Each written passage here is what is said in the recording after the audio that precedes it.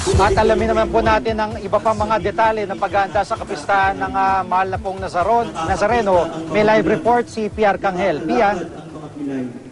Jugi, nagpapatuloy ang 5 p.m. Mass dito sa Simbahan Quiapo at ngayon pa lang sana ang mga deboto rito. Itinuturing na itong isang anticipated Mass para sa mismong pista ng Poon na Nazareno o Itim na Nazareno na gaganapin nga bukas. At ngayon nga, Jugi, bukod sa mga libo-libo dumagsa para masisimba, ay mahaba na rin ang pila sa labas ng simbahan. Yung mga taong nakapila naman sa labas ng simbahan ay maaga raw pumunta dito dahil nais nila na makalapit pa sa likod ng altar at makita pa yung replika ng imahe ng Itim na Nazareno. At kanina rin ay nakilala natin ang ilang deboto. Meron tayong mga nakilala na matagal na talagang namamanata at meron din naman yung mga bagong namamanata pa lang. Meron tayong nakilala isang lalaki na 3 taon pa lang siyang deboto ng Itim na Nazareno pero napakalaki na raw na ipinagbago ng kanyang buhay dahil sa kanyang debosyon.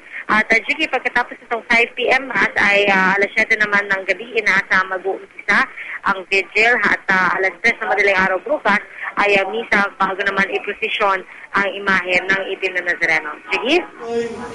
Maraming salamat, Pia Arcangel.